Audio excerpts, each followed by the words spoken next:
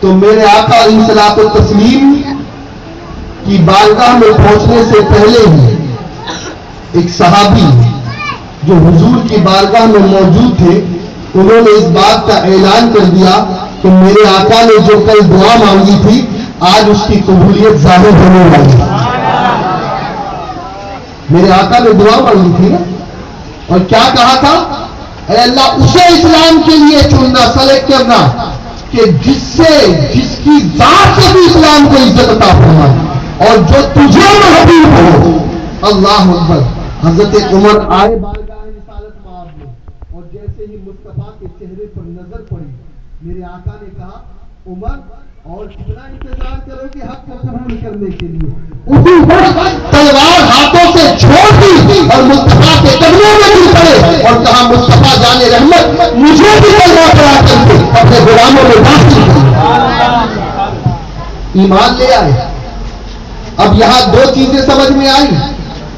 حضرت عمر رضی اللہ تعالی عنہ کی دو شان سمجھ میں آئی۔ ایک شان یہ کہ حضور نے یہ کہا تھا اے اللہ جو تجھے محبوب ہو، تو اللہ کی بارگاہ میں جو محبوب بندہ ہے اس بندے کا نام عمر بن خطاب ہے۔ اور دوسرا یہ کہ انسان اسلام سے عزت پاتا ہے، عمر وہ ہے جس سے اسلام نے عزت پائی، اسلام نے عزت پائی ہے۔ اللہ اکبر۔ اب جیسے ہی اسلام قبول کیا فوراً کہنے لگے یا رسول اللہ ہم چھپ کر کے عبادت کیوں کریں؟ اذانیں ہوتی تھی مٹکوں کے اندر، لوگ چھپ چھپ کر عبادت کرتے تھے، دن کے وقت نہیں آتے تھے، جب رات کو کفار و مشرکین چلے جاتے اور صبح کے وقت نہیں ہوتے تب مسلمان آ کر کے عبادت کرتے، اپنے رب کا سجدہ کرتے۔ لیکن میرے پیارے آقا علیہ الصلوۃ والتسلیم کے پیارے دیوانوں جیسے ہی عمر نے اسلام قبول کیا کہا یا رسول اللہ کیا ہم حق پر نہیں ہیں؟ کیا ہمارا دین سچا نہیں ہے؟ میرے آقا نے کہا ہاں ہم حق پر ہیں، ہمارا دین سچا ہے۔ کہا پھر بتاؤ ہم چھپ چھپ کر عبادت کیوں کریں، ہم ڈر کر کے عبادت کیوں کریں؟ آج کے بعد گھروں میں نماز نہیں ہوگی، اب عمر اسلام لے آیا ہے، اب یا رسول اللہ چلیے اب مکے کے سائے میں، حرم کے سائے میں، کعبے کے سائے میں ہم نمازیں ادا کریں۔ دو سب مسلمانوں کی جو آئی اور اسی وقت اللہ کی بارگاہ میں نماز ادا کی، وہ دعا بھی قبول ہو رہی ہے۔ عمر کے ذریعے اسلام کو عزت عطا فرما۔ اور سنو، شراب کبھی حضرت عمر نے ہاتھ نہیں لگایا، بلکہ بڑی نفرت کرتے تھے شراب سے، اور کئی مرتبہ حضور کی بارگاہ میں آتے ہیں، عرض کرتے یا رسول اللہ اس شراب کے بارے میں کوئی واضح حکم آ گیا، اس لیے کہ قرآن میں بتدریج شراب کو حرام قرار دیا گیا، اسٹیپ بائی اسٹیپ، ایک ساتھ نہیں۔ لیکن اللہ اکبر، جب وہ قرآن کی آیت نازل ہوئی کہ یہ سب شیطانی کام ہے، تو جانتے ہو مدینے کے اندر سب سے زیادہ خوشی اگر کسی کو ہوئی تو وہ عمر بن خطاب کو۔ اور مدینے میں صحابہ کے گھروں میں شراب کے بڑے بڑے مٹکے بھر کر رکھے ہوئے تھے، انہوں نے سب توڑ دیا اور مدینے کی گلیوں میں پانی ہی پانی ہو گیا، شراب بہنے لگا۔ اللہ اکبر۔ یہاں سے ایک چیز سمجھ میں آئی کہ صحابہ اکرام رضوان اللہ تعالی مجمعین کی عظمتوں پہ قربان، آج ہم سے اگر کوئی کہے سگریٹ پینا چھوڑ دو، بیڑی پینا چھوڑ دو، تمباکو کھانا چھوڑ دو، گٹکا کھانا چھوڑ دو، نشے والی چیزوں کا استعمال کرنا چھوڑ دو، تو ہم یہ کہتے ہیں مولانا ایک ساتھ تھوڑی ہوتا ہے، تھوڑے تھوڑے کر کے ہم اس سے دور ہوں گے۔ لیکن قربان جائیے صحابہ کے عشق رسول پر مصطفیٰ جب کسی بات کا حکم دے دیتے، قرآن کی کوئی آیت نازل ہو جاتی، صحابہ اجازت نہیں مانگتے، اسی وقت عمل کرنا شروع کر دیتے۔ حضرت عمر بن خطاب رضی اللہ تعالیٰ عنہ شراب سے نفرت کرتے تھے، اللہ نے قرآن میں شراب کی حرمت بیان کی، اور ایک دو آیت نہیں بلکہ میرے پیارے آقا صلی اللہ علیہ وسلم کے پیارے دیوانوں تب و بیش 17 یا 21 ایسی آیتیں قرآن میں ہے کہ جو حضرت عمر کی زبان سے نکلا اور اللہ نے اسی کو جبریل کے ذریعے وحی بنا، یعنی عمر کے جملے بھی نہیں بنے یعنی جو جملے عمر فاروق اعظم نے حضور کی بارگاہ میں پیش کیے وہی جملے اللہ نے جبریل کو عطا کیے اور کہا جاؤ اسے قرآن کی آیت اور میری وحی کی شکل میں مصطفیٰ کو سناؤ. کتنے عظیم ہیں. آج باتیں آپ بھی کرتے ہو ہم بھی کرتے ہیں لیکن ہماری باتیں بکواس ہوتی ہیں, ہماری باتیں بےہودہ ہوتی ہیں, ہماری باتیں کبھی کبھی یوز لیس ہوتی ہے. لیکن قربان جائیے عمر بن خطاب کی باتوں پر کہ عمر جو باتیں کرتے ہیں اسے اللہ اپنے قرآن کی آیت میں رکھا ہوتا ہے. اتنا ہی نہیں بلکہ قرآن مقدس کی ایک آیت جسے آج میں نے پڑھنے کی سعادت حاصل کی, وَاتَّخِذُوا مِن مَّقَامِ إِبْرَاهِيمَ مُصَلًّى. جانتے ہو اس آیت کا پس منظر کیا ہے؟ امام بیضاوی تفسیر خازن, تفسیر جمل, جلالین شریف, تمام تفاسیر کی کتاب اٹھا کر کے آپ دیکھیں, تقریباً ہر کتاب میں آپ کو یہ بات ملے گی. مکے میں خانہ کعبہ ہے. میرے آقا علیہ الصلوۃ والتسلیم نے فتح مکہ کے دن کعبے کے اندر جتنے پتھر تھے, جتنے بت رکھے تھے اسے توڑ دیے. معلوم ہے آپ کو سارے بت توڑ دیے لیکن 3 بت ایسے تھے کعبے کے اندر. ایک بت پر حضرت ابراہیم علیہ السلام کی شبیہ بنی ہوئی, ایک بت پر حضرت اسحاق کی شبیہ بنی ہوئی اور ایک بت پر حضرت اسماعیل کی شبیہ بنی ہوئی. حضور نے سارے بت تو توڑ دیے, لات و منات و عزا حبل سب کو, لیکن ان 3 بتوں کو حضور نے توڑا نہیں بلکہ ان 3 بتوں کے ساتھ حضور نے کیا کیا, اس کے چہرے پر زعفران مل دیا تاکہ شناخت ختم ہو اور اسے احترام کے ساتھ باہر نکال دیا. کیا بات سمجھ میں آئی کہ جب نسبت اچھی شے کی طرف ہوتی ہے نا تو پھر اس شے کی تعظیم کی جاتی ہے. یقیناً بت کو اللہ نے نجس کہا ہے قرآن میں, لیکن جس بت کی شبیہ ابراہیم کی طرح ہے اس بت کی تعظیم اس معنی کر نہیں معاذ اللہ کے بت تعظیم کے لائق ہے, ابراہیم تعظیم کے لائق, نبی تعظیم کے لائق. بت تو کبھی تعظیم کے لائق ہو ہی نہیں سکتے اس لیے کہ میرے آقا بت شکل ہے. اب سارے بت توڑ دیے, سارے پتھر آؤٹ کر دیے لیکن 2 پتھر چھوڑ دیے. ایک پتھر حجر اسود اور ایک پتھر مقام ابراہیم. حجر اسود یہ جنت کے یاقوتوں میں سے, مقام ابراہیم بھی جنت کے یاقوتوں میں سے. مقام ابراہیم وہ پتھر تھا کہ جس پتھر پر کھڑے ہو کے حضرت ابراہیم علیہ السلام نے کعبے کی تعمیر کی, اور یہ دنیا کا سب سے پہلا ایکسکلیٹر لفٹ تھا. تو جیسے جیسے کعبے کی دیوار بڑھتی جاتی وہ پتھر بھی اونچا ہو جاتا. اب حضرت ابراہیم کے قدموں کے نشان اس پتھر پر آ گئے. اب عمر کیا کہتے ہیں حضور سے سنیے. عمر کہتے ہیں یا رسول اللہ ہمارا دل یہ چاہتا ہے کہ یہ جو ابراہیم کے کھڑے ہونے کی جگہ ہے مقام ابراہیم جس پہ قدمین شریفین کے نشان ہے, جس پہ ابراہیم کی 10 انگلیوں کی چھاپ ہے, ایڑیوں کی چھاپ ہے, یا رسول اللہ عمر کا دل یہ چاہتا ہے کہ ہم اسے مصلی بنائے اور اس پر سجدہ کریں. کہہ دو سبحان اللہ. مصلی کسے کہتے ہیں؟ سمجھدار ہو نا آپ تو ماشاءاللہ پڑھے لکھے ہو. کسے کہتے ہیں مصلی؟ مصلی وہ ہوتا ہے جس کے قریب نہیں جس پر نماز پڑھی جائے. مصلی صلاۃ سے بنا ہے, جس جگہ صلاۃ ہے جس جگہ نماز ادا کی جائے وہ جگہ مصلی بن جاتی ہے. عمر نے کیا کہا حضور سے, حضور میرا دل یہ چاہتا ہے. عمر کون ہے؟ ارے یہ عمر وہی تو ہے کہ جنہیں پتھروں سے چڑ ہے, پتھروں سے نفرت ہے. وہ ایک جھاڑ تھا جسے لوگوں نے بہت زیادہ ماننا شروع کر دیا, تو اس ڈر سے کہ لوگ آنے والے دنوں میں اس کی پرستش نہ شروع کر دیں اس جھاڑ کو کٹوا دیا عمر نے, ہے نا حدیث میں. آئے حجر اسود کو چھونے کے لیے, حجر اسود تو ایک پتھر ہے، نہ تو لوگوں کو فائدہ دے سکتا ہے نہ نقصان دے سکتا ہے، لیکن خدا کی قسم میں تجھے ہرگز نہ چومتا، لیکن اس لیے چوم رہا ہوں کہ تجھے رسول اللہ نے چوما۔ یہاں دو باتیں پتہ چل رہی ہے۔ ایک بات تو یہ کہ عمر کے سامنے پتھروں کی حیثیت کچھ زیادہ نہیں ہے، یہ بات اور ہے کہ اس بات کا رد مولا کائنات نے بعد میں کر دیا اور یہ کہہ دیا کہ نہیں بات یہ نہیں ہے، میرے آقا سے میں نے یہ سنا ہے کہ یہ حجر اسود فائدہ بھی پہنچائے گا اور نقصان بھی پہنچائے گا۔ کچھ لوگ کہتے ہیں اللہ کے علاوہ کوئی پتھر فائدہ یا نقصان نہیں دے سکتا۔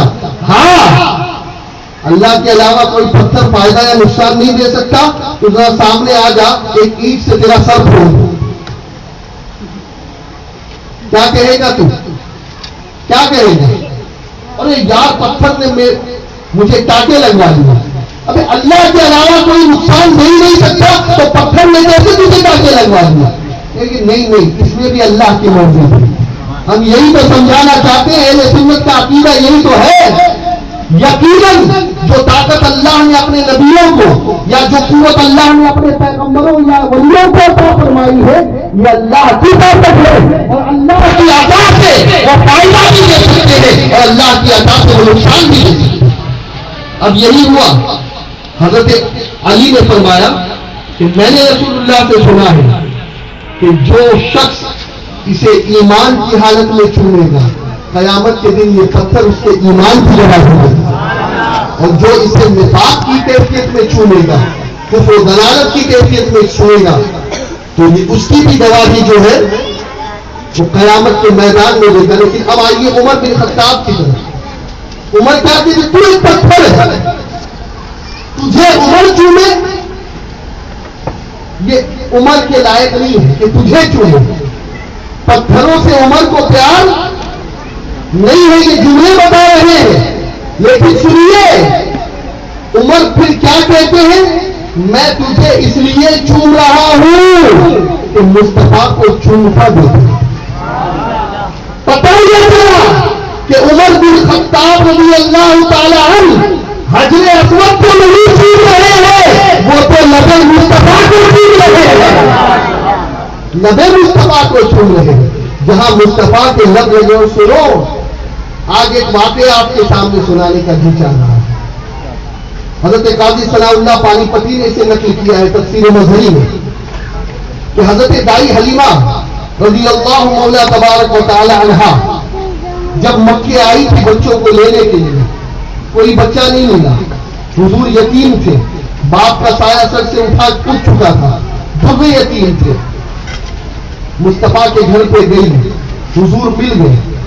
اب سوچا کہ چلو میں بڑی دور سے آئی ہوں، جاتے جاتے اس بچے کو لے کر کعبے کا ایک طواف تو کر لوں، کعبے کا ایک طواف تو کر لوں۔ دائی حلیمہ بیان کرتی ہے، جسے قاضی ثناء اللہ پانی پتی نے نقل کیا ہے تفسیر مظہری میں، کہ جب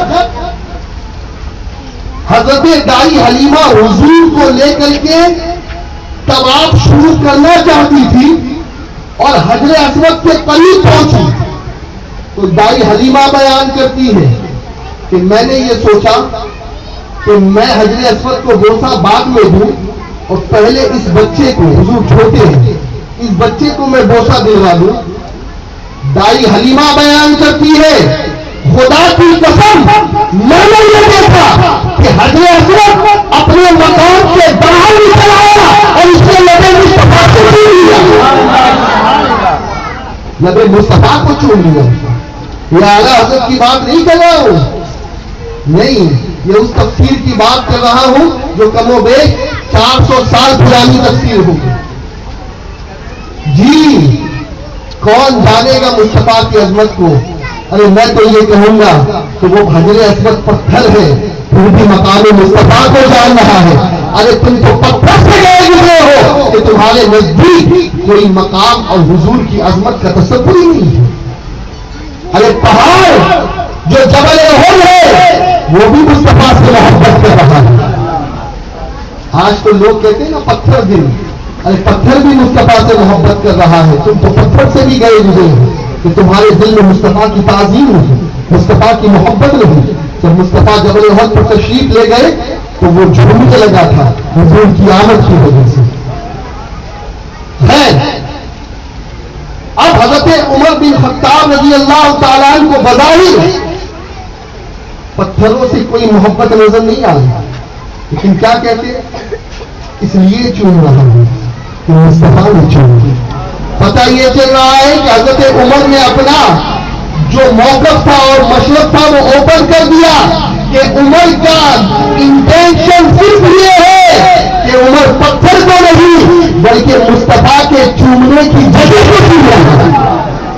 بلکہ کل ہی میں احادیث پڑھ رہا تھا تو الادب المفرد جو امام بخاری نے لکھی ہے اس میں حضرت انس کے سامنے کوئی تابعین آیا، انہوں نے کہا کہ انس کیا تم نے حضور سے کبھی مصافحہ کیا ہے؟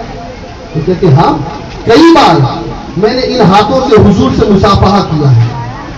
حدیث پاک ہے جسے امام بخاری نے لکھا ہے، وہ تابعین کیا کرتے ہیں؟ اس ہاتھ کو لے کر کے چوم لیتے ہیں کہ جن ہاتھوں سے تم نے حضور کو چوما، حضور سے ہاتھ ملایا ہے، میں ان ہاتھوں کو چوموں گا۔ سبحان اللہ۔ یہ دیکھیے یہ عشق کی بات ہے، یہ محبت کی بات ہے، یہ عقل والوں کے سمجھ میں نہ کل آئی تھی نہ آج آئی ہے اور نہ قیامت تک کے آئے گی۔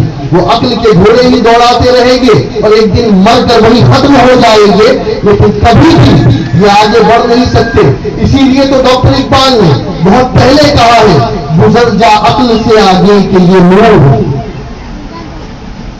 عقل نور ضرور ہے لیکن گزر جا عقل سے آگے کہ یہ نور چراغ راہ ہے، منزل نہیں ہے۔ عقل کبھی منزل تک نہیں پہنچا سکتی، ہاں عشق ہے جو منزل کا پتہ بتا دیتا ہے، محبوب کا پتہ بتا دیتا ہے، مدینے کا پتہ بتا دیتا ہے۔ خیر میرے پیارے آقا علیہ الصلوۃ والتسلیم کے پیارے دیوانے، سیدنا عمر بن خطاب پتھروں سے اتنا دلچسپی نہیں ہے، پتھروں سے اتنا لگاؤ نہیں ہے، لیکن حضور کی بارگاہ میں ایک مرتبہ نہیں کئی مرتبہ آ کر کہنے لگے حضور میرا دل یہ کہتا ہے، میرا دل یہ چاہتا ہے کہ یہ جو ابراہیم کے کھڑے ہونے کی جگہ ہے نا اس کو میں مصلی بناؤں، یہاں سجدہ کروں، اس پر نمازیں پڑھوں۔ لا حول ولا قوت الا باللہ۔ آج کا تو بڑا عجیب معاملہ ہے، آج کا تو بڑا عجیب ماحول چل رہا ہے۔ آج اگر رسول اللہ کے قدم کے نشان بتا دیے جائے تو کچھ لوگ تو ہے جو سرے سے انکار کرتے ہیں، حضور کی نالین کی بات کی جائے تو سرے سے انکار کرتے ہیں، اور اگر کوئی اسے چوم لے یا اسے کوئی سر پر رکھ لے تو لوگ کہتے ہیں یہ کیا شرک کر رہا ہے، یہ کیا بدعت کر رہا ہے۔ لیکن عمر بن خطاب کے بارے میں تم کیا کہو گے؟ عمر کو حضور سے سجدے کی ضرورت نہیں، اور سجدہ بھی پتھر پر، اور پتھر بھی کوئی ایسا پتھر نہیں جس پتھر پر نقش قدم ابراہیم ہے۔ کیا ہے یہ عمر کے اندر کیا ہے جو مکے کی اور حرم کی سارے پتھروں کو چھوڑ کے ساری جگہوں کو چھوڑ کے نقش قدم ابراہیم سے جڑے ہوئے ہیں؟ وہ بتا رہے ہیں کہ میرا بھی وہی عقیدہ ہے جو اہل سنت والجماعت 1400 سال بعد ظاہر کرنے والے ہیں کہ انہیں نبی سے بھی محبت ہوگی، اور جس چیز پہ نبیوں کے قدموں کے نشان ہوں گے اس چیز کی بھی تعظیم کریں گے، اس کی بھی توقیر ہوگی۔ اب آپ دیکھیں عمر بن خطاب اجازت مانگ رہے ہیں، اگر یہ بات شرک ہوتی، یہ بات کفر ہوتی، یہ بات بدعت اور حرام ہوتی تو آقا منع کرتے۔ عمر یہ کیا لگا رکھا ہے؟ جب دیکھو کہتے ہو کہ مقام ابراہیم پر نماز پڑھو، مقام ابراہیم کو مصلی بناؤ، لیکن سنو سیدنا عمر بن خطاب رضی اللہ تعالیٰ عنہ حضور سے یہ کہہ رہے ہیں کہ اللہ نے جبریل کو فرمایا اے جبریل اب سدرا پر بیٹھنے کا وقت نہیں ہے۔ عمر کا اصرار بڑھتا جا رہا ہے، عمر چاہتے ہیں کہ ابراہیم کے کھڑے ہونے کی جگہ کو مصلی بنایا جائے۔ اے جبریل جا محبوب تک یہ بات پہنچا دے وَاتَّخِذُوا مِن مَقَامِ إِبْرَاهِيمَ مُصَلًّى کہ ابراہیم کے کھڑے ہونے کی جگہ نماز پڑھو. اللہ اکبر. ابراہیم علیہ السلام کے کھڑے ہونے کی جگہ نماز پڑھنے کا حکم اللہ اپنے کلام میں دیتا نظر آ رہا ہے. اور آج بھی جو مکے جا چکے ہیں، مدینے جا چکے ہیں، حج اور عمرہ کر چکے ہیں، ان سے پوچھئے کہ جب تک کہ کوئی طواف کرنے والا 2 رکعت واجب الطواف مقام ابراہیم کے قریب نہ بیٹھے اس وقت تک کہ اس کا واجب ادا نہیں ہوتا، طواف پورا نہیں ہوتا. تو میرے پیارے آقا علیہ الصلوۃ والتسلیم کے پیارے دیوانے، یہ رائے بھی کس کی تھی؟ حضرت عمر کی تھی. ایسی ایک تو نہیں بلکہ 21 یا 27 یا 17 آیتیں قرآن میں ہیں. خیر وقت اتنا نہیں ہے کہ میں ہر آیت کو آپ کے سامنے رکھوں، اور تھوڑا سا آگے بڑھتے ہیں. عمر بن خطاب رضی اللہ تعالیٰ عنہ کیسے خلیفہ تھے؟ جب اسلام کا دائرہ کار بڑھنے لگا، لوگ آئے، یا عمر سیکورٹی گارڈ رکھنا. آج تو زیڈ سیکورٹی ہوتی ہے. کیوں؟ اب معاملات بڑھتے جا رہے ہیں. کہا کہ سنو، مشورے کے لیے شکریہ، لیکن میری موت خود میری محافظ اور میری گاؤں ہے. کہا کیوں؟ کہا جب تک کہ اللہ نے میری موت نہیں لکھی ہے اس وقت تک کہ مجھے دنیا کی کوئی طاقت نہیں مار سکتی، اور جب موت لکھی گئی ہے تو 1-2 نہیں بلکہ کروڑوں سرکشا کرمی بھی کیوں نہ ہو، کروڑوں پولیس ہی کیوں نہ ہو، زیڈ سیکورٹی نہیں بلکہ میں تو یہ کہتا ہوں کہ اس سے بھی کوئی ہائی لیول کی سیکورٹی جو اوباما کو دی جاتی ہے، اگر وہ بھی مل جائے نا تب بھی دنیا کا کوئی بھی بڑے سے بڑا سورما بچ نہیں سکتا ہے موت کی آگوش سے. اس لیے کہ قرآن تو کہتا ہے بروجم مشیدہ، اگر مضبوط قلعے میں بھی اگر تم بند ہوگے نا موت کا رہے گی پنجہ تمہیں وہاں بھی جکڑ لے گی. موت سے فرار نہیں ہے، لیکن قربان جائیے حضرت عمر پر. اور ایسا نہیں کہ حضرت عمر پہ حملہ کرنے کی کوشش نہیں کی گئی، کئی بار حملہ کرنے کی کوشش کی گئی. ایک مرتبہ ایک شخص آیا، کہنے لگا، اسے کسی نے بھیجا تھا، غالباً ایران کا تھا. مقصد یہ تھا کہ عمر بن خطاب کو ختم کر دیا جائے.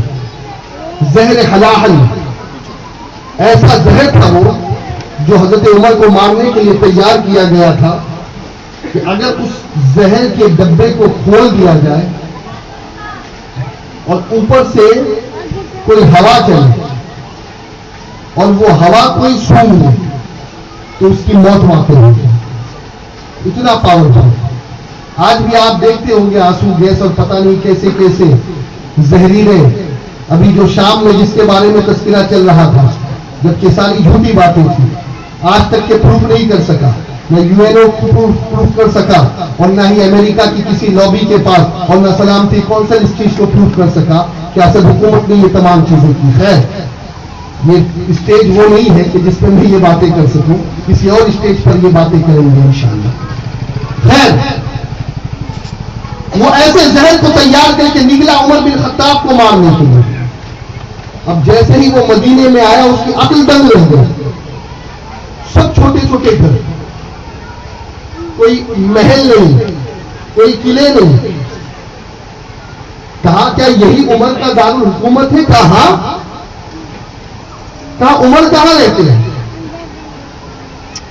کہا وہ دیکھو ایک ٹوٹی جھوپڑی جو نظر آ رہی ہے نا، وہی عمر کا گھر ہے.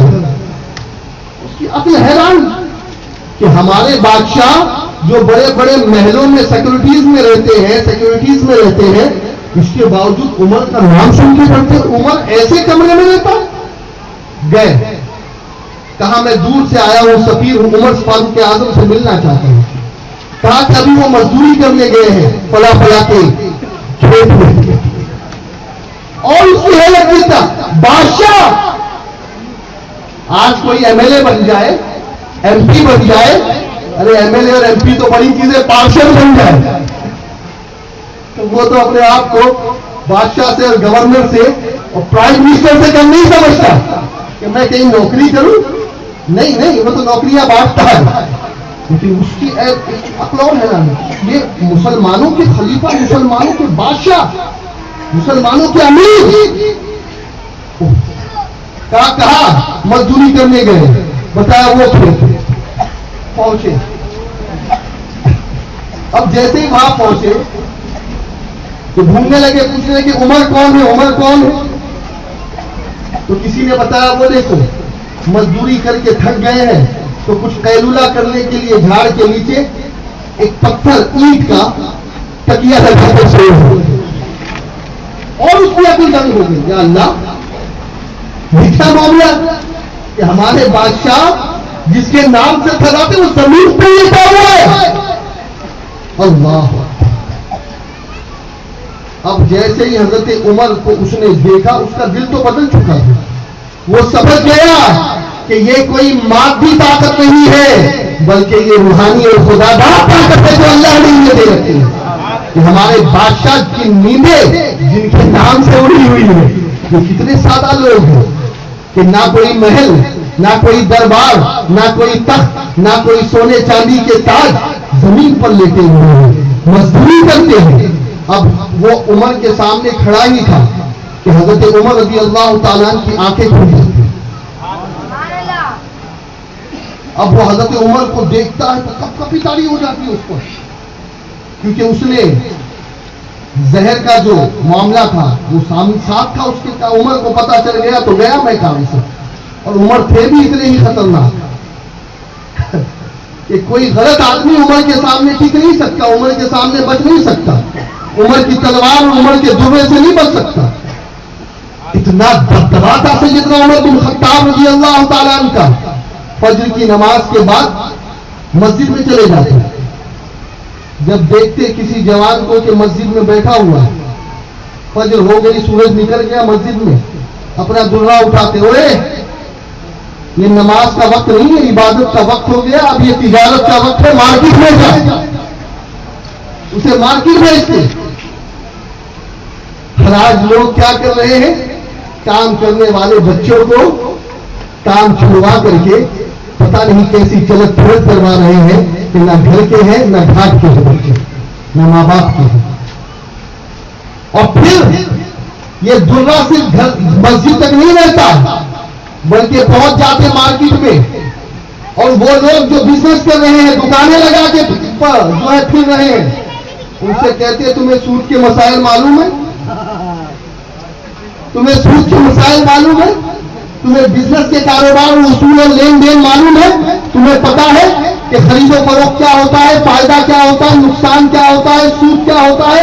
اور اگر کسی کو نہیں معلوم ہوتا اسے درہ لگاتے اور کہتے تجھے مارکیٹ میں کھڑے رہنے کا کوئی حق نہیں کہ تجھے اصول تجارت بھی نہیں. بزنس کرنے کے لیے بھی اتنا علم ہونا ضروری ہے کہ وہ حرام اور حلال میں تمیز کر سکے. آج کیا ہو رہا ہے یار؟ آج کیسے بزنس کر رہے ہیں؟ کیسے بزنس کر رہے ہیں؟ اللہ رحم و کرم فرمائے. کئی لوگ ہیں کہ جو معاذ اللہ جن کا کام ہی ٹوٹل حرام پر ڈیپینڈ ہے. مسلمان کیا بل کے بزنس کر رہے ہیں یار؟ لوگوں کے گھروں میں پکچر دکھا رہے. مسلمان شراب کے ٹھیکے لے رہے ہیں، شراب کی بھٹیاں چلا رہے ہیں. الحیاۃ باللہ. اور میں آپ کو ایک چیز کہنا تو نہیں چاہیے لیکن کیا کہوں، جب اندر سے جان جلتی ہے نا اور جب دل مسترب ہوتا ہے تب جا کر کے پھر یہ بات کہنی پڑتی ہے کہ معاذ اللہ ثم معاذ اللہ، وہ کاروبار اور وہ گھٹیا دھندے جو دنیا میں سب سے زیادہ مایوس سمجھے جاتے ہیں وہاں بھی مسلم بچیاں لگائیں. کیا سمجھ رکھا ہے تم نے؟ وہ اللہ ہے، وہ رزاق ہے، وہ رزق کا دینے والا ہے. حلال ذریعوں کو تلاش کرو، اللہ ضرور تمہیں عطا فرمائے گا. حرام کے ذریعے پیٹ تو بھر جائے گا، لیکن قیامت کی آگ سے تمہیں کون بچا پائے گا؟ قیامت کی آگ سے تمہیں کون بچا پائے گا؟ اور اتنا ہی نہیں، بلکہ ایک مرتبہ سیدنا عمر بن خطاب رضی اللہ تعالیٰ عنہ رات میں گشت پر نکلے ہوئے تھے، رات میں گشت پہ نکلے ہوئے تھے کہ ایک شخص جو بالکل کمبل اوڑھ کر کے ایک بوتل کے اندر یا مشکیزے کے اندر شراب لے کر جا رہا تھا سپلائی کرنے کے لیے یا پینے کے لیے. حضرت عمر بھیس بدل کر رات میں نکلا کرتے، آپ نے پکڑ لیا اسے. حضرت عمر نے اسے پکڑ لیا اور کہنے لگے تو کون ہے، کہاں جا رہا ہے، اور یہ کمبل کے اندر تو نے کیا چھپا ہے؟ اب تھا تو شراب، لیکن وہ پہچان گیا کہ یہ سیدنا عمر ہے، اور وہ سمجھ گیا کہ اب تو میری گردن گئی، اس لیے کہ عمر سے کون بچا ہے. لیکن ان کو معلوم تھا کہ ایک ذات ایسی ہے جو عمر سے بچا سکتی ہے. بس اسی ذات کو یاد کیا اور اسی ذات کے آگے اپنے آپ کو سرنڈر کر دیا. مولا آج عمر سے بچا لے، پھر کبھی یہ گناہ نہیں کروں گا. آج عمر سے بچا لے. اور جانتے ہو میرے آقا فرماتے ہیں کہ یہ عمر وہ ہے کہ شیطان عمر کو دیکھ کر اپنا راستہ بدل دیتا ہے. شیطان راستہ بدل دیتا ہے عمر کو دیکھ کر. کہنے لگے کیا ہے بتا. اب کپ کپی تاری ہے، پسینے چھوٹ رہے ہیں، اب لیکن جان تو بچانی ہے نا. کہتے ہیں اے عمر، اے امیر المومنین، دودھ ہے. کیا کہتے ہیں؟ دودھ ہے. اب عمر بن خطاب وداؤٹ انویسٹیگیشن تھوڑی چھوڑنے والے ہیں. کہا اوپن کر، بتا کیا ہے. اب جیسے ہی اس کو کھولا تو کھولتے ہی اللہ اکبر. کہا اس کو بتا کیا ہے اس کے اندر. جب دیکھا تو وہ دودھ تھا تو شراب، لیکن ہو گیا. اب اس میں دوستو کیا بات ہے؟ اس میں یہ ہے کہ اگر کوئی بندہ سچی توبہ کر لے نا تو بڑی سے بڑی مصیبت میں بھی اللہ اس کی مدد کرتا ہے اور اسے مصیبت سے نکال دیتا ہے. نوجوانوں، یقیناً گناہوں کی وجہ سے، بد کرداریوں کی وجہ سے، عیاشیوں کی وجہ سے مصیبتیں دستک دیتی ہیں، مصیبتیں آتی ہیں، بڑی بڑی پریشانیاں آتی ہیں. لیکن میں خدا کی قسم کھا کر یہ کہہ رہا ہوں، اگر ہم اس رب غفور کی بارگاہ میں سچے دل سے نازل ہو جائے اور یہ عہد کر لے مولا آج کے بعد اس گناہ کے قریب بھی نہیں پہنچوں گا، وہ مولا تمہاری توبہ بھی قبول کر لے گا اور تمہارے گناہ بھی معاف فرما دے گا. تو میرے پیارے آقا علیہ الصلوۃ والتسلیم کے پیارے دیوان سیدنا عمر بن خطاب کا درہ بڑا خطرناک، سب کی خبر لیتے، بلکہ کسی کہنے والے نے کہا ہے نا کہ پھر سے کوئی عمر دے آدھا کی جو خبر لے. آج بھی دل یہ چاہتا ہے مولا ایک عمر ہندوستان میں بھی بھیج دے تاکہ سب کے دماغ ٹھکانے پہ لگ جائے. پھر سے دنیا کو عمر کی ضرورت ہے، پھر سے ضرورت ہے عمر کی ضرورت دنیا کو، تاکہ دنیا میں امن قائم ہو. کیسے بادشاہ تھا، کیسے امیر المومنین تھے. اللہ اکبر. فاروق اعظم رضی اللہ تعالیٰ ایک مرتبہ گشت کے لیے نکلے. گھر میں باتیں چل رہی ہیں، ماں بچوں کو دلاسا دے رہی ہے، بچے رو رہے ہیں، چیخ چیخ کر رو رہے ہیں، ماں دلاسا دے رہی ہے. اللہ اکبر. بات اتنی بڑھ گئی کہ ماں اپنے بچوں سے کہنے لگی بچوں سو جاؤ. جھوٹ کہا، میں نے ہنڈیا چڑھائی ہے، تھوڑے دن میں کھانا پک جائے گا. لیکن کچھ نہیں تھا گھر میں، بڑی غریبی تھی. جب بچے اصرار کرنے لگے، کچھ بچے تو سو گئے، کچھ بڑے بچے تھے جو جاگ رہے تھے، جنہیں نیند نہیں آئی بھوک کی وجہ سے. رات کا وقت راؤنڈ اپ پہ نکلے تھے سیدنا عمر بن خطاب. رضی اللہ تعالیٰ عنہ اللہ کا خوف بہت تھا, اللہ سے ڈرتے بہت تھے, بلکہ فرماتے ہیں کہ اگر میرے دور اقتدار میں اگر دجلہ کے کنارے کوئی بکری خارش کی وجہ سے, کھجلی کی وجہ سے مر جائے, کھجلی کی بیماری سے, تو مجھے اللہ سے ڈر ہے کہ کہیں قیامت میں اس کی وجہ سے میری پکڑ نہ ہو. اور آج کل حکومت کرنے والے کیا کہتے ہیں؟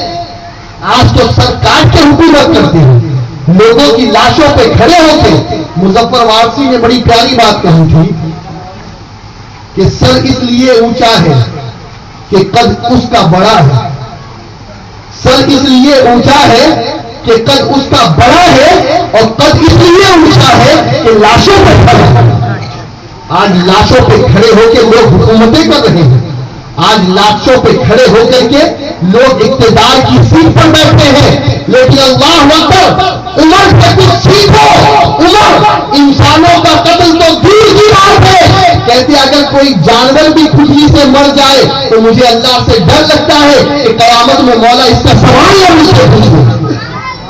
اللہ کرے کہ ایسے پورا پھر سے ہمیں نصیب ہو. آج پوری دنیا سلگ رہی ہے, لاکھوں لوگ شام میں مر چکے, ہزاروں لوگ مصر میں قتل ہو چکے, فلسطین میں آئے دن لوگ مر رہے ہیں, اسرائیل ناچ رہا ہے بربریت کا, امریکہ جب مرضی آئے افغانستان کو تباہ کر رہا ہے, عراق کو تباہ کر رہا ہے, اور جیسے مرضی آئے یوگاشاکی اور ہیروشیما اور ناگاساکی کو تباہ کر دیا. اور پتہ نہیں جب مرضی آتی ہے, ابھی کچھ دنوں پہلے لیبیا کو تباہ کر دیا. اس کے تو باپ کا راج چل رہا ہے, جیسا دل میں آتا ہے لوگوں کو ختم کرتا نظر آتا ہے. یہ لوگ کیا لوگوں کو انصاف دلائیں گے؟ یہ کیا عمل کی باتیں کرتے ہیں؟ ابھی کہہ رہے تھے امریکہ والے کہ ہم جو ہے وہ امریکہ کو بیچ میں لے کر کے کشمیر کا مسئلہ حل کریں گے. لا حول ولا قوت الا باللہ. امریکہ اور کشمیر کے مسئلے کو حل کرے گا. اگر دنیا میں ہاتھ لگے, امریکہ نے جھوٹ ڈالنے کے لیے کشمیر تیار کر دیا. ترکی میں چلے جاؤ تو کردستان ہی کی جیل ہے, ایران میں بھی یہی معاملات تھا. اور یہ تو چاہتا یہی ہے کہ دنیا لڑے اور میرے ہتھیار بکے اور میری کرنسی اسٹرانگ ہو, میری اکنامی اسٹرانگ ہو. اللہ تعالیٰ اس کے کہر و غضب سے ہمیں محفوظ کرے. میرے پیارے آقا علیہ الصلوۃ والتسلیم کے پیارے دیوانوں, میں آج یہ کر رہا تھا سیدنا عمر بن خطاب رضی اللہ تعالیٰ کا معاملہ دیکھو. اور اسی لیے تو ایک مرتبہ حضرت عمر بن عاص یا حضرت سعد بن ابی وقاص, ان دونوں میں سے کوئی ایک صحابی جن کے بارے میں یہ ملتا ہے کہ جب انہیں مصر کا گورنر بنایا گیا, ایجپٹ, تو وہاں ایک دن آتا تھا سال میں, اور اس دن وہ لوگ کیا کرتے تھے, جو خوبصورت جوان لڑکی ہوتی نا اسے سجا دھجا کر کے دریائے نیل میں ڈال دیتے, اس کی قربانی دیتے, اسے بھیٹ چڑھا کر معبودان باطل کو. اور ان لوگوں کا یہ عقیدہ تھا, ان لوگوں کا یہ اعتقاد تھا کہ اگر ہم نے یہ بھیٹ نہیں پیش کی تو یہ دریا سوکھ جائے گا, یہ دریا سوکھ جائے گا. جب یہ گورنر بنے, حضرت عمر نے انہیں گورنر بنایا, تو ان کے سامنے یہ بات آئی تو آپ نے کہا خبردار, کوئی کسی کو نہیں مارے گا, رکو میں ابھی حضرت عمر سے معلوم کرتا ہوں کیا کیا جائے. اللہ اکبر. حضرت عمر رضی اللہ تعالیٰ, دیکھیے میں یہ بتانا چاہ رہا ہوں کہ آج تو لوگ ڈر کر کے, ڈرا کر کے لوگوں کو حکومت کرتے ہیں, لیکن عمر فاروق اعظم کی حکومت وہ ہے کہ جو بے زبانوں پر بھی چل رہی ہے, دریاؤں پر بھی چل رہی ہے. پہنچا یہ رکا, جواب لکھا, جواب کس کے نام لکھا, گورنر کے نام نہیں لکھا, جواب گورنر کے نام نہیں لکھا, بلکہ جواب دریائے نیل کا نام لکھا, دریائے نیل کا نام لکھا. اور لکھتے ہیں عمر بن خطاب رضی اللہ تعالی، اے دریائے نیل، میں خدا کا بندہ عمر ہوں، عمر بن خطاب ہوں، اور میں تجھے یہ کہتا ہوں کہ اگر تو اپنی مرضی سے چلتی تھی تو تو سوکھ جا، مجھے تیری کوئی ضرورت نہیں، اور اگر خدا کی مرضی سے چلتی ہے تو تو بہتی ہے اور تو سوکھنا کبھی نہیں۔ اللہ اکبر۔ حضرت جو گورنر تھے انہوں نے تو منع کر دیا تھا، اور ہوا یہی کہ جب گورنر نے منع کر دیا تو دریا سوکھنے لگا۔ لوگوں نے کہا دیکھو ہم کہتے تھے نا، ہم کہتے تھے کہ اگر ہم نے بھیٹ نہیں چڑھائی، کہا نہیں، اسلام اس کی اجازت نہیں دیتا کہ تم کسی بے قصور کے قتل کر دو، اس کی جان لے لو۔ کہا پھر ہم کیا کریں؟ کہا سنو، عمر کا خط آیا ہے، اسے دریائے نیل میں ڈالو۔ فرمایا گیا خدا کی قسم، جب عمر بن خطاب کا خط دریائے نیل میں ڈالا گیا، وہ واپس سے موجیں مار کر کے بہنا شروع کر دیا، بہنا شروع کر دیا۔ اللہ اکبر۔ کیا سمجھ میں آیا؟ یہ وہ ہے جن کی حکومت سمندروں پر بھی ہے، دریاؤں پر بھی، اور آج بھی دریائے نیل بہ رہا ہے، اور بتانے والے بتاتے ہیں کہ آج تک وہ خوش نہیں ہوا، آج تک خوش نہیں ہوا، بلکہ اسے مصر کی خوبصورتی کہا جاتا ہے دریائے نیل۔ خیر آگے بڑھے۔ حضرت عمر بن خطاب رضی اللہ تعالیٰ عنہ اللہ سے ڈرتے تھے اور بہت ڈرتے تھے، حکومت دریاؤں پر بھی، حکومت ہواؤں پر بھی۔ نہابن جو ایران میں ایک علاقہ ہے، وہاں مسلمانوں کا لشکر نبرد آزما ہے کفار کے لشکر کے ساتھ۔ عمر جمعہ کا خطبہ دے رہے ہیں مدینے میں، جنگ ہو رہی ہے نہاول ایران میں۔ سیدنا عمر بن خطاب رضی اللہ تعالیٰ دوران خطبہ یا ساریۃ الجبل یا ساریہ الجبل یا ساریہ الجبل، لوگ حیران ہیں کہ ساریہ تو یہاں نہیں ہے، عمر ساریہ کو بلا رہے ہیں۔ خیر جنگ ہو گئی، لشکر جیت کر واپس ہو۔ پوچھا گیا تمہاری جیت کی وجہ کیا تھی، کیسے جیتا؟ کہا ہم لڑ رہے تھے، لڑتے لڑتے اچانک ایک آواز آئی جو عمر بن خطاب کی آواز جیسی تھی کہ اے ساریہ جبل کی طرف آ جاؤ، پہاڑ کی طرف آ جاؤ۔ فرمایا جیسے ہی ہم نے پہاڑ کی وہ لے لی تو پیچھے سے کفار کا لشکر بھی آ رہا تھا، لیکن پہاڑ کے پاس آنے کی وجہ سے ہم بالکل ایسے ہو گئے کہ یہاں کے کافروں کو بھی ہم نے نمیٹ دیا اور یہاں کے کافروں کو بھی ہم نے نمیٹ دیا۔ اگر وہ آواز نہ آتی تو ہم بیچ میں سینڈوچ کی طرف پھنس جاتے اور دونوں طرف سے ہمیں مس کر دیا جاتا، لیکن عمر کی آواز نے ہمیں بچا لیا۔ جانتے ہو لوگوں نے کہا اب سمجھ میں آیا کہ عمر تھے تو مدینے میں، لیکن ان کی آواز نہاول ایران تک پہنچ رہی تھی، اور عمر مدینے میں کھڑے کھڑے منبر پر کھڑے کھڑے مسلمانوں کے لشکر کی مدد فرما رہا تھا۔ نادانو، تم کہتے ہو اللہ کا ولی دور سے کچھ نہیں کر سکتا؟ ارے سنو سنو، جس کے کان خدا بن جائے، بخاری کی حدیث ہے، جس کے آنکھ خدا بن جائے، جس کا ہاتھ خدا بن جائے، جس کے پیر خدا بن جائے، جس کی زبان خدا بن جائے، تو پھر اس کی کیفیت یہی ہے کہ جب وہ دیکھے گا تو اللہ کی نظر سے دیکھے گا، اور دنیا کی کوئی چیز اس سے پوشیدہ رہ ہی نہیں سکتی۔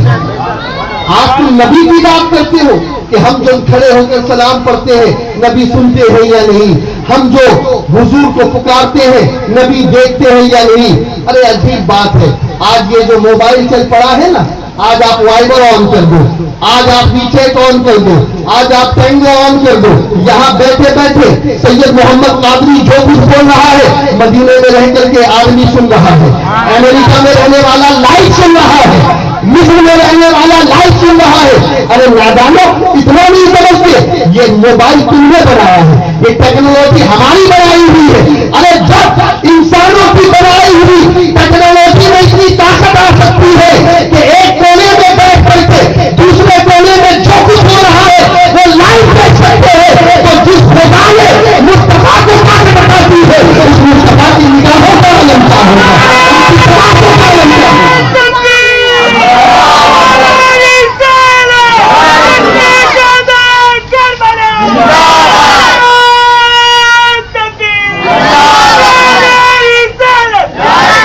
میرے پیارے آقا صلی اللہ علیہ وسلم کے پیارے دیوانوں، اس چیز کو اچھی طریقے سے سمجھ لو، آج یہ دقیانوسی باتیں چلنے والی نہیں ہے، حضور کو علم غیب نہیں ہے، حضور کو علم غیب نہیں ہے، ماں کی پیٹ میں کیا ہے کوئی نہیں بتا سکتا۔ آپ نے کہہ دیا کہ بابا جمال نے بتا دیا، حافظ جمال نے بتا دیا، یہ دیکھو شرک ہو گیا، یہ دیکھو شرک ہو گیا۔ وہ بے وقوفوں اور نادانوں، اسپتال جاتے ہو، اسپتال میں کیا لکھا ہوتا ہے؟ ہندی میں لکھا ہوتا ہے کیا ہوتا ہے؟ یہاں لنک چیک کرانا قانونی اپرادھ ہے، لکھا ہوتا ہے۔ کیا مطلب ہے اس کا؟ کہ سونوگرافی کی مشین ڈاکٹر جانتا ہے پیٹ میں لڑکا ہے یا لڑکی، بولو جانتا ہے یا نہیں؟ اور اگر نہیں جانتا ہوتا نا تو یہ قانونی اپرادھ ہی نہ ہوتا۔ اگر یہ بھی اسی بابا کی طرح ہوتا کہ جس نے پوری زمین کھدوا دی تو پھر قانونی اپرادھ یہ نہیں ہوتا، یہ قانونی اپرادھ نہیں ہوتا ہے۔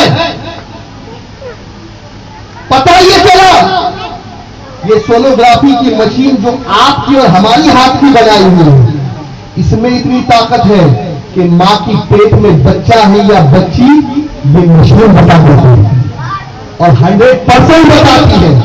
یہ بات اور ہو کہ اگر میونسپلٹی ہاسپٹل کی ہوگی تو شاید کہ سروس کی وجہ سے نہ بتا پائے، لیکن پرائیویٹ ہاسپٹلس کی تو ضرور بتا سکیں گے۔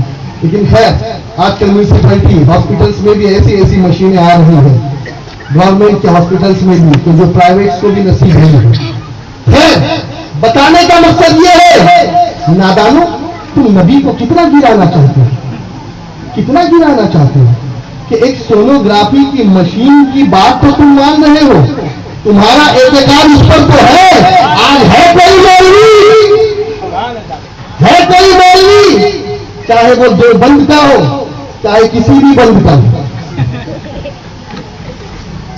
چاہے سلفی ہو یا وہابی ہو، ہے کسی مولوی میں طاقت جو ٹائی پہن کر کے لوگوں کو کہے کہ یہ سونوگرافی کی مشین جھوٹی ہے، دنیا اسے جھوٹے مارے گی، کہے گی کہ یہ نئے دور میں کون پرانا آدمی آ گیا۔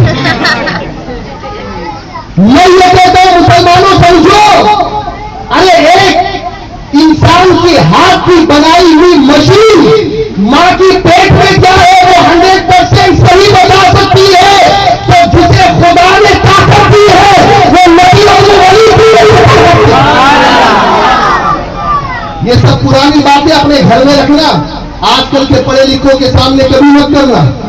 اور مجھے معلوم ہے آج کا پڑھا لکھا الحمدللہ سنی تھا، سنی ہے اور سنی ہی رہے گا، یہ کہ جیسے جیسے ٹیکنالوجی بڑھتی جا رہی ہے اہل سنت کا عقیدہ لوگوں کے سامنے واضح ہوتا جا رہا ہے۔ ہم تو یہ کہتے ہیں اور دن تھوڑا گزرنے تو سب پتہ چل جائے گا، آہستہ آہستہ سب پتہ چل جائے گا کیا ہے اور کیا نہیں ہے۔ یہ تمہاری پرانی باتیں اپنے گھر میں رکھو، یہ لوگوں کو گمراہ کرنا نبی کو علم غیب نہیں، نبی کو علم غیب نہیں، نبی کو نہیں۔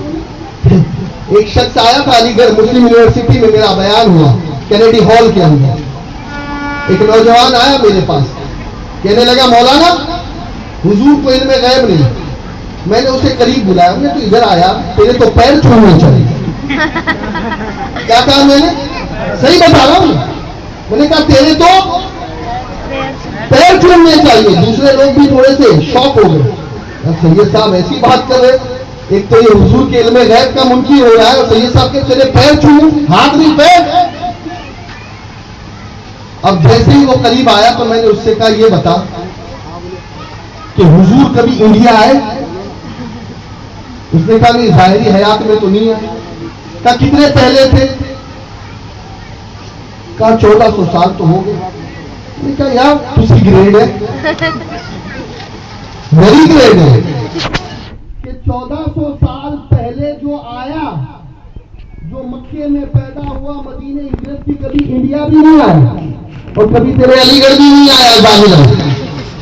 اس کے پاس 1400 سال پہلے کیا تھا اور کیا نہیں تھا 1400 سال بعد تجھے معلوم ہے, تو مجھ سے بڑا جانی تو کوئی ہو جائے.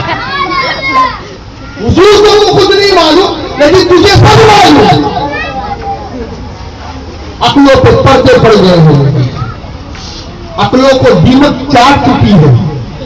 یہ جو کھوپڑی شریف ہے نا, یہ بالکل گندگی کا ایک جو ہے وہ گہرا بن چکی ہے. ذرا اسے صاف کرو, اینٹی وائرس فٹ کرو, تاکہ ذہن میں مصطفیٰ کی عظمت آ جائے, دل میں عشق رسول پیدا ہو جائے, اور یہ دقیانوسی باتیں ذہن سے نکل جائے. اور الحمدللہ ہمارا کبھی یہ عقیدہ نہیں رہا ہے کہ حضور کو ذاتی علم ہے. جو حضور کو ذاتی علم مانتا ہے وہ کافر ہے, وہ کافر ہی رہے گا. الحمدللہ ہمارا یہ عقیدہ ہے کہ مصطفیٰ علم غیب جانتے ہیں اور اللہ کی عطا سے جانتے ہیں, اللہ کی عطا سے جانتے ہیں. ذاتی علم صرف اللہ کا ہے, ذاتی علم صرف پروردگار کا ہے. خیر میرے پیارے آقا علیہ الصلوۃ والتسلیم کے پیارے دیوانے سیدنا عمر بن خطاب رضی اللہ تعالیٰ عنہ کی زندگی کے بارے میں بتا رہا تھا کہ سیدنا عمر بن خطاب ایک گھر میں گئے, بچوں کو ماں دلاسا دے رہی تھی. اب دلاسا دیتے دیتے ماں نے بڑا خطرناک جملہ استعمال کیا. توجہ ہے آپ کی؟ آج بھی ہوتا ہے کہ لوگ نیتاؤں کو کوستے ہیں, پارشد کو کوستے ہیں, ایم پیز کو, پی ایم کو, سب کوستے ہیں. یار یہ تو بیٹھے ہوئے ہیں مزے میں, ہماری تو فکر ہی نہیں. ووٹ لے لیا, الیکشن ہو گیا, اب نیتا جی دوسرے الیکشن میں نظر آئیں گے. اب دوسرے الیکشن میں اس سے پہلے تو ملنا مشکل ہی نہیں, ناممکن ہے. ٹائم ہی نہیں ہے نیتا جی کے پاس. اور جب الیکشن قریب آیا تو پھر گھر گھر جا رہے ہیں, دکانوں پہ آ کر کے پرچونے والے کو بھی مالا پہنا رہے ہیں. کوئی مالا اس لیے پہنا رہا ہوں ووٹ کے وقت مجھے مت بھول جانا, ووٹ کے وقت مجھے مت بھول جانا. اللہ انہیں بھی صحیح سمجھ عطا فرمائے اور ہمیں بھی صحیح سمجھ عطا فرمائے کہ ہم ہمیشہ ایسے ہی لوگوں کو ووٹ دیں جو بھرشٹاچاری نہ ہو بلکہ سماجوادی ہو, جو سماج کے ساتھ ہو, جو لوگوں کا بھلا کرے, جو لوگوں کی تکلیفوں کو دور کرے. ایسوں کو مت اپنا کبھی بھی لیڈر بناؤ کہ جن کی لیڈرشپ آنے کے بعد تمہارے حقوق تک تمہیں نہ ملے. خیر میرے پیارے آقا علیہ الصلوۃ والتسلیم کے پیارے دیوانے حضرت عمر بن خطاب رضی اللہ تعالیٰ نے آواز سنی. وہ آواز کیا تھی؟ وہ آواز یہ تھی کہ میرے آقا علیہ الصلوۃ والتسلیم کے پیارے دیوانوں, وہ ماں کہہ رہی تھی کہ عمر تو آرام سے لیٹا ہوگا اپنے محل, اپنے کمرے میں. اسے کیا پڑی ہے, اسے کیا معلوم ہے کہ کیا ہو رہا ہے, ہم پر کیا گزر رہی ہے, ہمیں بھوک لگ رہی ہے یا پیاس لگ رہی ہے, اور ہم یہاں جو ہے بے چینی کے ساتھ اپنی زندگی گزار رہے ہیں. اب میرے پیارے آقا علیہ الصلوۃ والتسلیم کے پیارے دیوانے سیدنا عمر بن خطاب رضی اللہ تعالیٰ نے یہ بات اپنے کانوں سے سنی اور اس گھر میں دستک دی. گھر میں دستک دی اور دستک دینے کے بعد آواز آئی. کیا آواز آئی؟ یہ آواز آئی, کون؟ کہا میں تمہارا چھوٹا بھائی ہوں. دروازہ کھولا گیا, اس رات میں تم؟ کہا نہیں, کوئی تکلیف ہو تو بتائیں. کہا جو خلیفہ ہے اسے تو کوئی پڑی نہیں ہے اور تم آئے ہو تکلیف دور کرنے کے لیے. خیر میری یہ تکلیف ہے کہ گھر میں راشن کم ختم ہو گیا ہے, مجھے راشن چاہیے.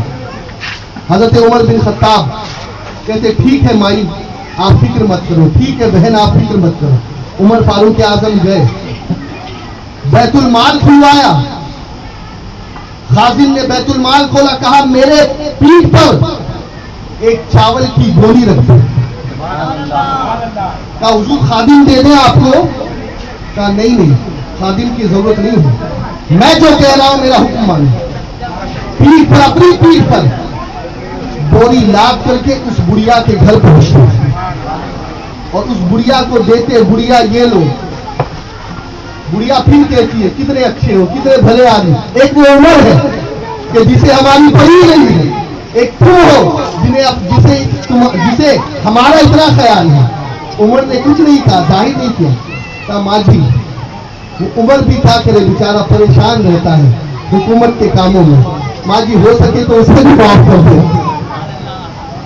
آج کوئی دکھا سکتے ہو ایسا بادشاہ، ایسا لیڈر، ایسا ڈکٹیٹر جو تکلیف کو دور کرے اپنے گھر میں؟ اور اب خیر چونکہ وقت انتہا پر پہنچ گیا ہے، اب عمر فاروق اعظم کی زندگی کا میں وہ پہلو آپ کے سامنے رکھنا چاہ رہا ہوں کہ آپ کی عقل گنگ ہو جائے گی جسے سننے کے بعد. یہ تھوڑا سا آگے پیچھے والا تو چھوڑ. سیدنا عمر فاروق اعظم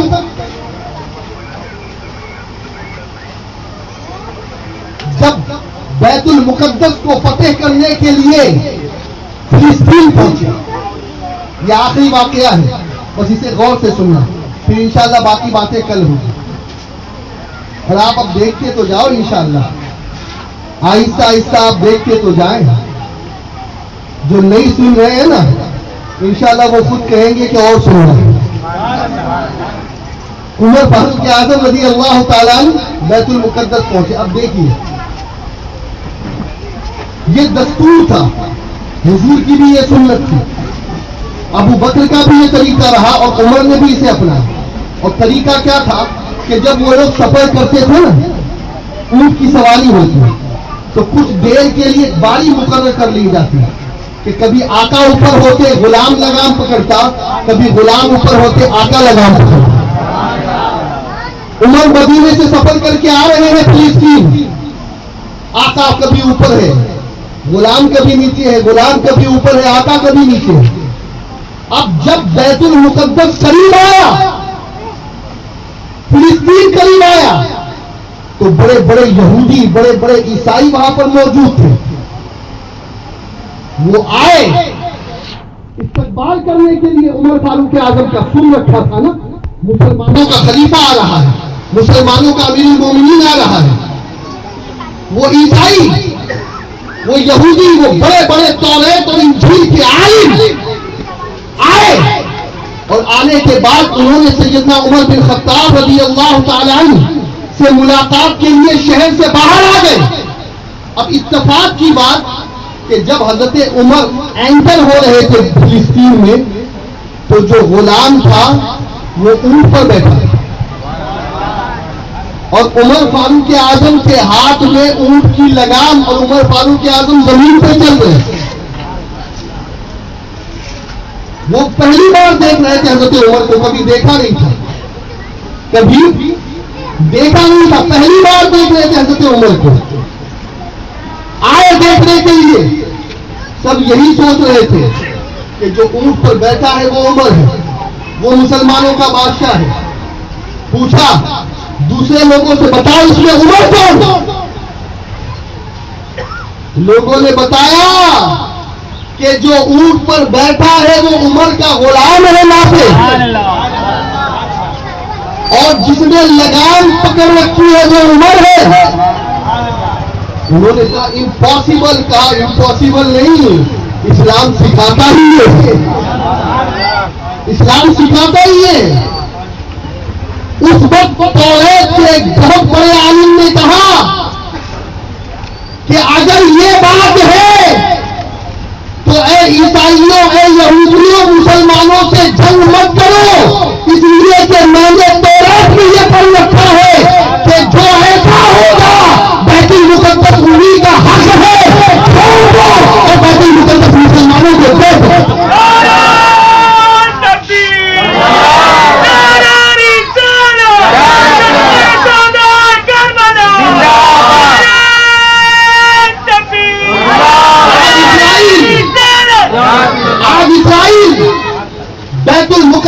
پر قبضہ کرنے کے لیے لاکھوں فلسطینیوں کو مار چکا ہے. اس بیت المقدس کے لیے ہماری کروڑوں جانیں جا چکی ہے. لیکن سنو، جب مسلمانوں نے بیت المقدس کو سامنے بیت المقدس میں نماز پڑھی تو بیت المقدس میں نماز پڑھنے کے بعد حضرت عمر رضی اللہ تعالی عنہ کو عیسائیوں نے دعوت دی کہ حضور یہ ہمارا چرچ ہے، یہ ہمارا کنیسہ ہے، یہ ہمارا عبادت خانہ ہے، عیسائیوں کا دھارمک استھل ہے، آپ یہاں بھی 2 رکعت نماز پڑھ لیجیے. محبت سے دعوت دی، محبت سے. لیکن سنو، عمر فاروق اعظم نے منع کر دیا، کہا نہیں، میں نہیں پڑھوں گا نماز. آپ سوچ رہے ہوں گے کہ کیوں منع کیا؟ ابھی میں کھولتا ہوں اس راز کو. آپ کے ذہن میں ممکن ہے کچھ اور ہو، لیکن بات وہ نہیں ہے جو اب آپ کے ذہن میں ہے. بات وہ ہے جو اب میں بتانے والا ہوں. لوگوں نے کہا ہے عمر ہمیں کوئی پرابلم نہیں، ہم اجازت دے رہے ہیں خوشی سے آپ اپنے اللہ کا سجدہ کریں. چرچ میں اللہ کا سجدہ کرو. حضرت عمر نے کہا میں جانتا ہوں کہ تم اجازت دے رہے ہو، لیکن مجھے ڈر اس بات کا ہے کہ آج تو عمر یہاں 2 رکعت نماز پڑھ لے گا، لیکن جب کل وقت آئے گا اس وقت کوئی مسلمان ہو سکتا ہے یہ کہے کہ اس جگہ عمر نے 2 رکعت نماز پڑھی تھی تو ہم اس چرچ کو توڑ کر کے مسجد بنائیں گے. عمر یہ نہیں چاہتا کہ کسی چرچ کو توڑا جائے. آج پشاور کے اندر جن پاکستانیوں نے چرچ کے اندر بم بلاسٹ کیا، خدا کی قسم وہ مسلمان نہیں ہے. مسلمان کو یہ تعلیم نہیں دی گئی ہے کہ کسی کی عبادت گاہ پر حملہ کرے. یہ وہی لوگ ہیں جنہوں نے خالد بن ولید کی مزار کو توڑا. یہ وہی ہے جنہوں نے میری ماں سیدہ زینب کی مزار کو توڑا. یہ وہی ہے جنہوں نے حضرت حجر بن علی کی مزار کو توڑا. یہ وہی ہے جنہوں نے امام علی کی مزار کو توڑا.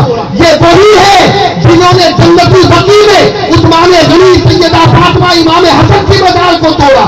یہ وہی ہے جنہوں نے جنت المعلا میں صحابہ اکرام کی مزارات کو توڑا. ان کا اسلام سے کوئی لینا دینا نہیں. اور ہم حکومت کو یہ کہنا چاہ رہے ہیں کہ حکومت اس چیز کو نوٹ کرے. آئی بی والے اگر یہاں پر بیٹھے ہیں تو ان سے ہم کہیں گے اس چیز کو نوٹ کرے، اس آئیڈیالوجی کو پنپنے مت دو. جس دن ہندوستان میں یہ آئیڈیالوجی پنپ گئی اس دن یہاں بھی دھارمک استھلوں پر بم دھماکے ہونا شروع ہو جائے. اسلام کی تعلیم یہ نہیں ہے. بلکہ آخر میں اپنی گفتگو کو بس ان جملوں پر ختم کر رہا ہوں. حضرت ابو بکر صدیق رضی اللہ تعالی عنہ نے خالد بن ولید کو ایران، شام، عراق، دمشق ان علاقوں میں بھیجا جب اسلام پہنچ چکا تھا، اور ایک فرمان دے کر بھیجا وہاں کے حاکموں کو اسلام کا جو صحیح چہرہ ہے وہ میں تمہارے سامنے تک پہنچانا چاہتا ہوں. حضرت امام یوسف نے، امام ابو یوسف نے اسے اپنی کتاب الخرج یا الخراج میں نقل کیا. وسائق السیاسہ اس میں عبد الحمید نے اسے نقل کیا ہے. حضرت ابو بکر صدیق نے کیا کہا تھا معلوم ہے؟ اے خالد، جہاں کہیں بھی غیر مسلم رہتے ہیں، چاہے وہ عیسائی ہو، یہودی ہو یا ہندو ہو، کوئی بھی ہو، اگر اسلامی حکومت ہے وہاں تو وہاں کے حاکموں پر ضروری ہے کہ حضرت ابو بکر صدیق کے اس پاک فرمان پہ عمل کرے. اس لیے کہ ابو بکر بادشاہ وقت تھے اس وقت. وہ 5 نکاتی چیز کیا تھی؟ نقل کر لینا اسے اپنے ذہنوں میں. کہا نمبر 1، مسلمان کسی بھی مذہب والے کی عبادت گاہ کو اور ان کی خانقاہ کو منہدم، ڈیمولش نہیں کرے گا. یہ حاکم سے کہا جا رہا ہے جی، یہ حاکم سے کہا جا رہا ہے. نمبر 2، نماز کے وقت کے علاوہ جو غیر مسلم ہے، جو عیسائی ہے، وہ ناقوس بجا سکتے ہیں، بھجن کیرتن کر سکتے ہیں، انہیں اجازت. نماز میں بند رکھیے. نمبر 3، اپنی عید کے دن عیسائی سلیب نکال کر کے جلوس نکال سکتے. یہ مسلمانوں کی حکومت کی بات بتا رہا ہوں یار، ہندوستان تو پھر بھی دارالحرب ہے. نمبر 4، مسلمان 3 دن تک مسافروں کی ضیافت کرے، چاہے وہ کسی بھی مذہب سے تعلق رکھتے ہیں. اور نمبر 5 جو سب سے قیمتی ہے، ابو بکر صدیق نے جو فرمان بھیجا تھا گورنروں کے پاس، حاکموں کے پاس، خالد بن ولید کے ذریعے، کہا نمبر 5 کہ جب غیر مسلموں پر وقت پڑے تو مسلمان اپنی مال اور اپنی جان کے ذریعے غیر مسلم بھائیوں کی حفاظت کریں. میں یہ کہتا ہوں ہندوستان میں یہ چیز اگر اپلائی ہو جائے نا تب جا کر کے امن قائم ہو سکتا ہے. یہ پوری دنیا کے لیے ہے، اور یہ میرا یا آپ کا نہیں ہے، یا آج کل کے طالبانیوں کا نہیں ہے. یہ فیصلہ ابو بکر صدیق کا ہے. اور خدا کی قسم ہم اس دین کو نہیں مانتے جو دین اسامہ بن لادن کا ہے، یا طالبانیوں کا ہے، یا دہشت گردوں کا ہے. ہم اس دین کو مانتے ہیں جو دین محمد رسول اللہ کا ہے، جو ابو بکر صدیق کا ہے، جو عمر فاروق اعظم کا ہے. وما علینا الا البلاغ المبین.